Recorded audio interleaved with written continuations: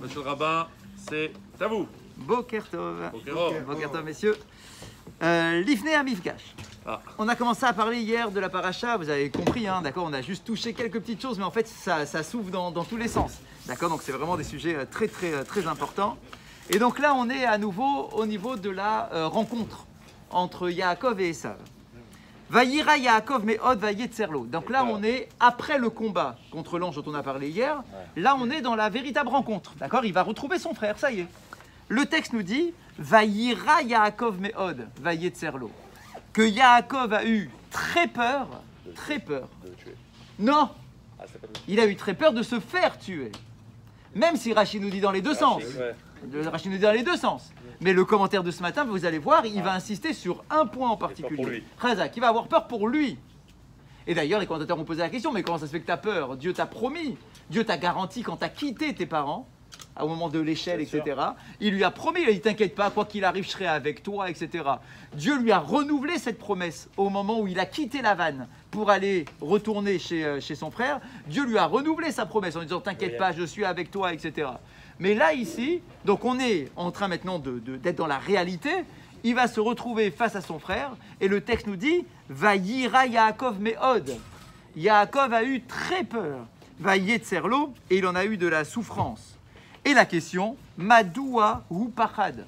Pourquoi est-ce qu'il a peur? Sous-entendu, mais il y a la promesse de Dieu. Tu as peur de quoi? Dieu, il te garantit. Si Dieu, il te garantit sa protection, comment tu peux avoir peur? Tu as un problème de Emouna, tu ne crois pas que Dieu va te protéger, tu crois que ton frère est plus fort que toi alors que Hachem, il t'a dit qu'il allait être à tes côtés.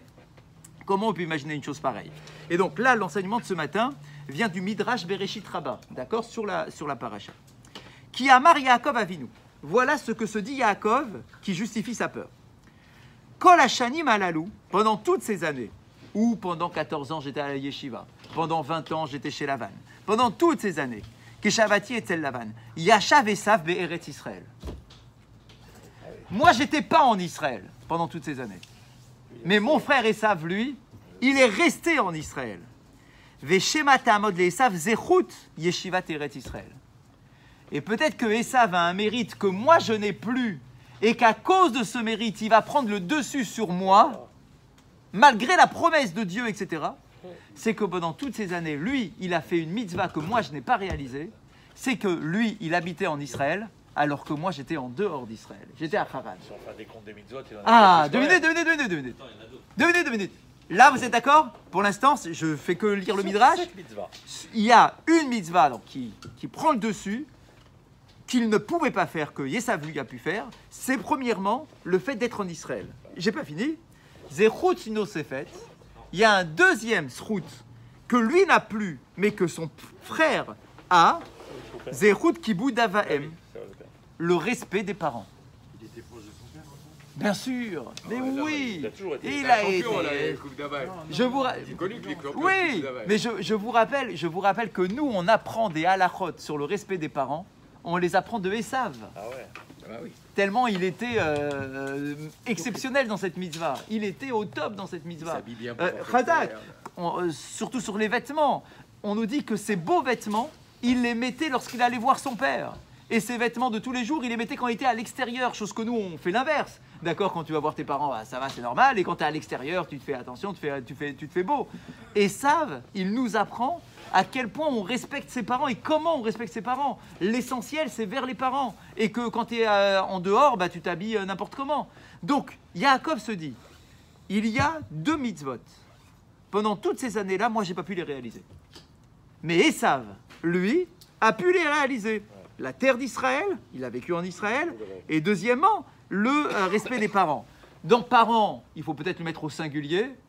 Le lien avec sa mère, il est un peu compliqué à Esav, mais le lien avec son père, il est exceptionnel. D'accord? Ça, on ne peut pas lui retirer.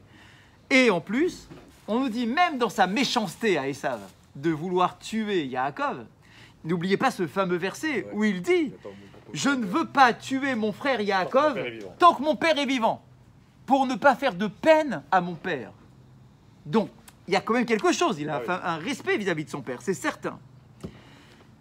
Ça, c'est la fin du Midrash. Nos commentateurs sur ce Midrash posent la question que tu viens de poser. Arézé Madim. On dit, mais c'est incompréhensible un Midrash pareil. C'est incompréhensible. Yaakov Avinu, Oler Ifageshim Avarian Mouad. Yaakov est sur le point de rencontrer Esav, qui est un mécréant profond. Shaya Mefoursam, il est connu pour ça. Le meurtre, l'idolâtrie, la perversion, la débauche. Donc le commentateur pose la question, et toi t'es Yaakov, t'es un tzaddik, tu fais attention à ton comportement, tu tombes dans aucune faute, même quand tu étais chez Lavan, tu es resté tzaddik comme on voit au début de la paracha, etc. On dit, dis-moi, tu te moques de... C'est une blague. Ouais. Tu dis, ouais, j'ai peur que... oh là là, j'ai peur, Esav, il a 2 mitzvot que moi, j'ai pas pu faire. Mais comment ça, il a 2 mitzvot? Ok, allez, disons, il a les 2 mitzvot en question. Mais il y a quoi à côté? C'est un mécréant, il fait que des fautes, ce gars-là, c'est un mauvais. D'accord? De quoi t'as peur? D'accord, toi, de ton côté, t'as toutes les autres mitzvot, quoi. Ok, t'étais pas à côté de tes parents, mais je te rappelle que t'es pas à côté de tes parents, c'est tes parents qui t'ont donné l'ordre de partir. Donc en partant, tu respectes l'ordre de tes parents tout de même. Je vous rappelle que dans la paracha qu'on a eue avant, d'accord, on voit que et Rivka et Yitzhak ont ordonné à Yaakov de les quitter, d'accord, et pour se sauver et pour se marier. Donc il respecte ses parents tout en étant parti. Et puis bon, d'accord, ok, la terre d'Israël c'est très très important, Baruch Hashem, mais ça va, quand tu es un mécréant et que toi tu es Yaakov de l'autre côté, de quoi tu as peur? D'accord, c'est un coup de cinéma. Même si Esav était un sadique, oui. à partir du moment où Dieu te dit t'inquiète. En plus, d'accord, mais bah, allez, imaginons que ce fameux Esav c'est un grand sadique, il est devenu il a fait une teshuva exceptionnelle. Et ici tu as Hachem qui t'a tout garanti, tout promis, d'accord, donc de quoi? Bien sûr, bien sûr. À cette époque, bien évidemment. Alors ça n'existe pas encore les mitzvot en tant que tels, mais la notion de la terre d'Israël, elle est donnée à Abraham et à sa descendance. Donc c'est sûr qu'il y a quelque chose porté là-dedans, c'est certain. Alors bien évidemment, la question elle est forte. De quoi il a peur et est-ce qu'il a vraiment peur? Alors on nous dit comme ça, écoutez cette leçon, elle est très très belle. Zohi itnahaguto shela adam hashalem. Voici le véritable comportement d'un homme qui est parfait comme Yaakov. C'est vrai que Yaakov, il est Bechira Avot.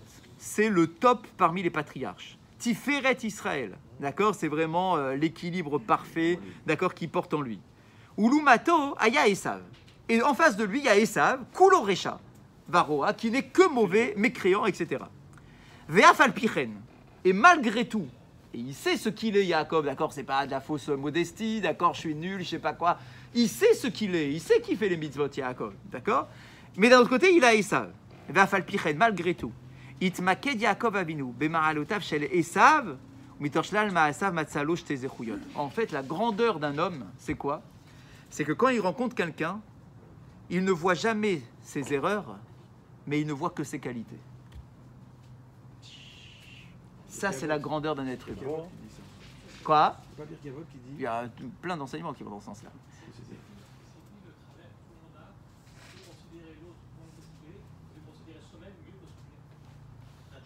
Exactement. En réalité, et regardez jusqu'où ça va, le Chovot Alevavot, d'accord, ça part de là en fait. Le Chovot Alevavot dit comme ça. Shalou echad min hachachamim. On a posé une question. On a posé la question, comment ça se fait que tu es devenu le maître de la génération? Amar, et il a répondu comme ça. Mi pene shelo pagati echad mehem, shelo raiti lo ma'ala yetera alay. Je n'ai jamais rencontré quiconque qui, à mes yeux, n'avait pas plus de valeur que moi. Il dit, bah attends, quoi, c'est pas possible, des fois tu as plus de valeur qu'un autre, c'est pas possible. Il dit non, mais je considérais que la personne qui était face à moi avait nécessairement plus de valeur que moi. Ça veut dire que je cherchais toujours les qualités qu'il y avait chez l'autre, alors que généralement, effectivement, en général, je dis ah non, l'autre il est moins fort que moi, l'autre il est moins bon que moi, l'autre il est moins respectueux que moi je suis supérieur, d'accord, c'est un peu la nature humaine, c'est comme ça, d'accord, on se donne un peu plus d'importance, on se met nous sur un piédestal et l'autre on le rabaisse un petit peu. On dit, en fait, la grandeur d'un être humain, c'est de faire l'inverse. C'est que quand tu rencontres quelqu'un, tu ne dois voir que ses qualités et non pas ses défauts. Et au contraire, et tu dois trouver que ses qualités sont supérieures aux tiennes. En safek chez Yaakov Avinu ayaranav mouflag, verat malotav shel kol adam. C'est évident que Yaakov est extrêmement humble et que grâce à cette humilité, il voyait les qualités même chez Esav. Et il se disait, grâce à ses qualités, en fait, il a des choses que moi, je n'ai plus. Moi, je n'ai pas. C'est sûr que moi, j'ai plein d'autres mitzvot, certes, mais sur ces deux-là, moi je les ai pas, ces deux-là, d'Afka ces deux-là. Et c'est peut-être à cause ou grâce à ces deux mitzvot que moi je suis en danger. En tout cas, j'ai quoi avoir peur? Malgré les promesses d'Akadosh Baruch Hu. Je vais dire, attends, mais Dieu il t'a promis. La réponse donnée par la Gemara, Shema Geram Achet. Peut-être qu'entre la promesse et la rencontre, peut-être qu'il y a eu une faute. Il se dit peut-être que j'ai tout perdu, va savoir pourquoi. Peut-être j'ai commis une faute, peut-être que lui il a eu un mérite en plus à ce moment-là. D'accord? Donc il se dit, malgré la promesse divine, on sait très bien que la promesse, des fois, elle peut être conditionnée à quelque chose, à un comportement, etc. Donc il se dit, peut-être qu'à cause d'une faute, moi j'ai perdu, alors que lui, je vois, gros, comme je le vois comme ça, je le vois deux mitzvot qui portent en lui, la terre d'Israël et le respect des parents. Et je ne vois que ça. Je ne vois que ces mérites. Et ces mérites-là, peut-être qu'ils vont prendre le dessus sur les miens et que du coup, je suis en danger et il y a de quoi avoir peur. Et il rajoute encore une partie. Alors on dit, ok, d'accord, Yaakov, il est très humble et il voit les qualités de son frère. Ok, il voit les qualités de son frère, bravo. Deux mitzvot chez son frère que lui n'a pas. Ok. Mais est-ce qu'on peut tout de même imaginer quoi qui pensait que juste parce que l'autre il a deux mitzvot et que toi tu en as 611 autres, d'accord, en quelque sorte, d'accord, quoi? Est-ce que tu peux imaginer que du coup l'autre est devenu plus grand que toi? Ça marche pas comme ça quand même. D'accord, quoi, c'est pas de la fausse modestie. Tu sais très bien que toi, tu en as 611 et que lui, il en a que 2. D'accord, et que toi, tu as vécu chez Lavan et que malgré tout, tu es resté un tzaddik, etc. Quoi, juste à cause de ces deux mitzvot-là, tu penses que l'autre, il a le dessus sur toi?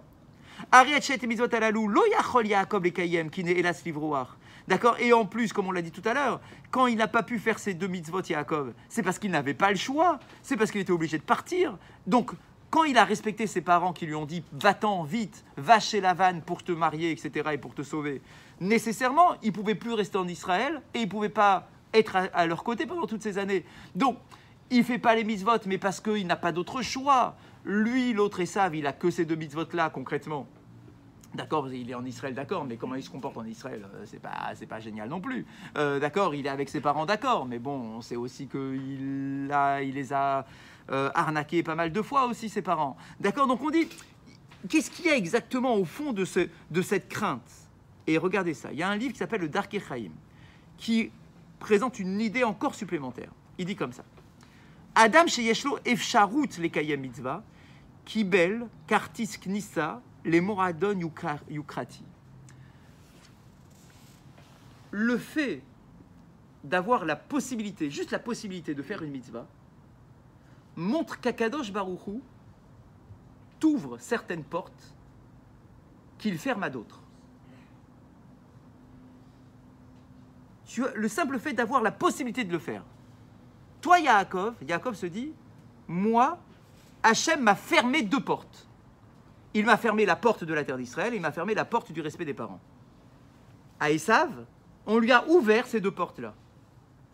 Et donc Yaakov se dit, sur le simple fait que Esav puisse avoir la possibilité d'avoir des portes d'accès que moi je n'ai pas, montre, dit Yaakov, montre que Hachem aime Esav de manière particulière. Parce que lorsqu'un individu a la faculté de faire une mitzvah qu'un autre ne peut pas, le simple fait qu'on lui donne la possibilité de le faire, je ne sais pas s'il va le faire, mais le simple fait qu'on lui donne la possibilité de le faire, c'est une option qu'il peut avoir, d'accord, qu'il peut faire, c'est une grandeur que Dieu lui accorde. Un mérite. Un mérite que Dieu lui accorde. Et donc Yaakov se dit, moi, il y en a 611 que je peux faire, mais il y en a 2 qu'on m'a retiré, que Hachem m'a retiré, d'accord, de mes options de vie. D'accord, Hachem m'a retiré 2 accès, alors que Esav, lui, de son côté, il a tous les accès qui sont ouverts. Pourquoi 611? Oui, enfin bon, c'est une manière de C'est une façon de parler. À l'époque, ça n'existe pas encore, les commandements. On est d'accord, mais c'est une façon de parler. D'accord, donc c'est comme si on nous dit, symboliquement, Yaakov, lui, peut faire les 611, mais il y en a 2 qui ne peut pas faire, c'est Eretz Israël et le respect des parents, c'est ce qu'il nous dit le Midrash. Oui, Chazal, mais bien évidemment, c'est tout cela, même le Ilavan Garti, mais bien sûr, mais c'est une façon de parler. C'est une façon de parler, ça n'existe pas encore les 613 commandements. Ça n'existe pas encore, tu me dis quoi? En fait, c'est symbolique. C'est un jeu de mots qui nous montre une idée. Et l'idée, c'est quoi? C'est que tout ce que j'ai pu faire comme mitzvah, Je l'ai fait. D'accord, mais on sait très bien qu'il n'a pas fait les 613. Il n'a pas pu les faire. Premièrement, ça n'existe pas. Et deuxièmement, il n'est pas ni en Israël pendant toutes ces années, ni le respect de ses parents. Donc le Midrash nous dit très clairement, ces 2 mitzvot-là, je n'ai pas pu les réaliser. Clairement. C'est pas parce que j'ai transgressé ces mitzvot, c'est parce que je n'ai pas pu les faire. On ne m'a pas donné les accès à ces 2 mitzvot. L'idée, c'est quoi? C'est qu'une mitzvah, c'est un privilège. Que Hachem t'accorde la possibilité de faire la mitzvah. Lui, il se dit, Dieu m'a accordé la possibilité de faire 611 mitzvot, symboliquement, toutes les autres mitzvot. Esav, lui, Dieu lui a donné la possibilité de faire les 613. Qu'il le fasse ou pas, c'est pas mon problème, se dit Yaakov. Mais moi, je vois que Dieu lui a donné la possibilité d'en faire 613. Alors que moi, il m'a donné la possibilité d'en faire que 611 pendant toutes ces années-là.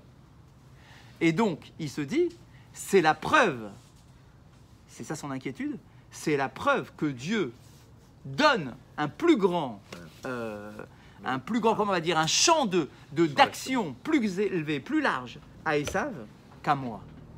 Et peut-être que ça montre que Dieu préfère Esav à moi.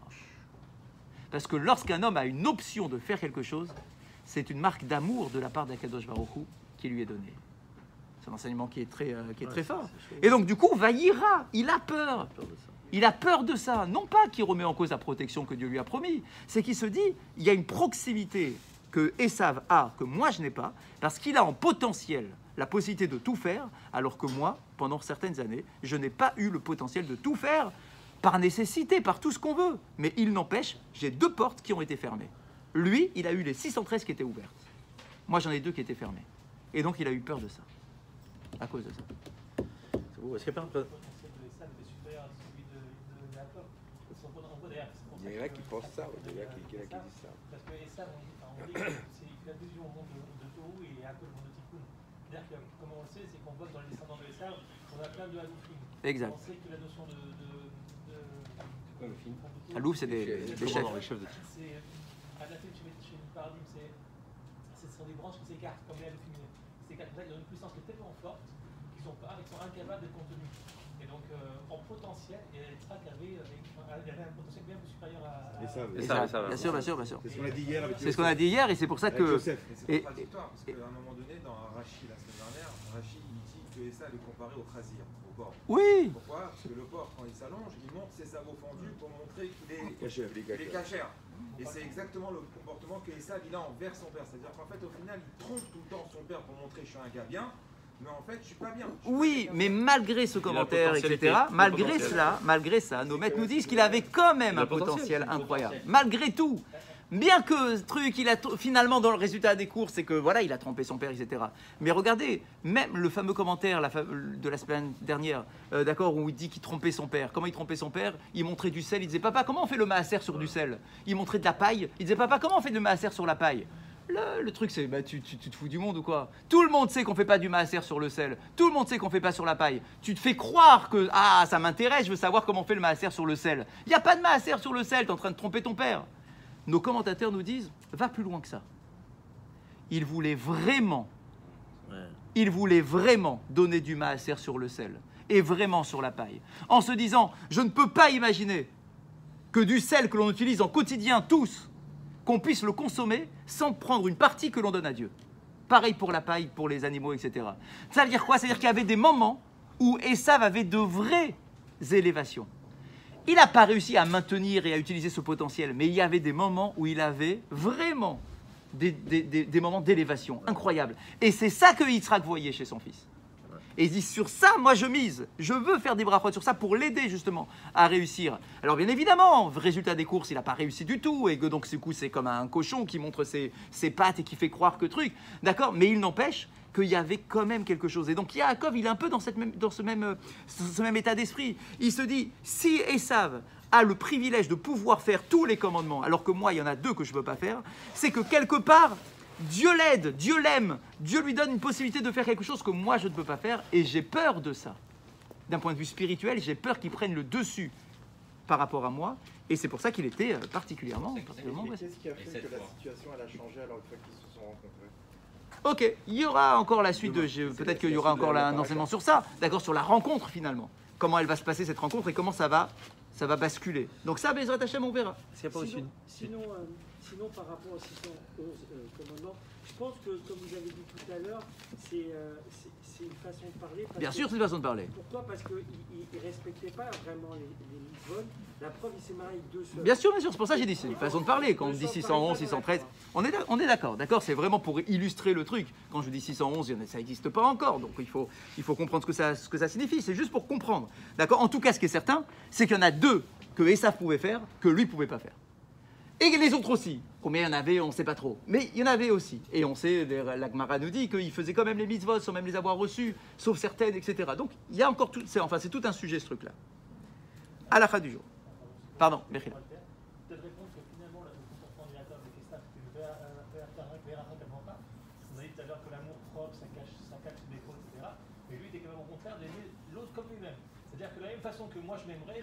C'est ça, que je vois mes qualités. Exactement. En fait, je vois ses qualités à lui. D'un autre côté, on sait aussi que la façon dont les gens nous considèrent, c'est la façon dont on doit les regarder. Comme on dit, de l'eau qui se reflète dans le visage qui se reflète dans l'eau. C'est-à-dire que si on a une image, on donne une image de Béat El Hakamora, en face, ça entraîne automatiquement une sympathie et la même chose de l'autre côté.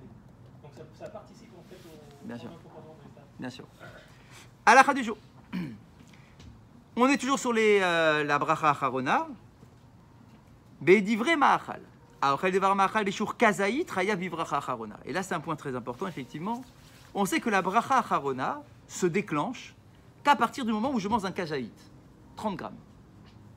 Si j'ai mangé moins de 30 grammes, je ne fais pas la bracha acharona. Elle ne se déclenche qu'à partir de 30 grammes. Atam le karhu, shevinyan chiyuv birkat amazon achar achilat apat, neemar batora ve'achalta. Comment est-ce qu'on apprend cette notion de kazaït là? D'où ça sort ce truc là? En fait, on se base sur le Birkat Amazon. Qu'est-ce qui déclenche le Birkat Amazon? On a un verset dans la Torah explicite qui nous dit Ve'achalta ve'savata, tu mangeras, tu seras rassasié et tu feras une bénédiction. D'accord? Donc il y a les 3 conditions: manger, être rassasié et faire une bénédiction. Du mot ve'achalta, tu mangeras, on apprend que ça doit s'appeler une consommation. Moins de 30 grammes, ça ne s'appelle pas une consommation. Donc, pour pouvoir faire une bracha, il faut que ça s'appelle une achila. Et une achila à moins de 30 grammes, c'est pas une achila. Ça s'appelle grignoter, ça s'appelle tout ce que tu veux, mais ça s'appelle pas manger. De quoi? On bascule à 30 grammes manger. Il faut bien manger 30 grammes. Ah, parce que sinon, c'est insignifiant. Il faut que quelque chose soit signifiant pour que ça s'appelle une consommation. Moins de 30 grammes, c'est insignifiant. D'accord? Et donc, du coup, tu ne fais pas de bracha dans ce cas-là. Aochel davar ma'achal bekamut shei pechuta eno mevarer bracha charona klal.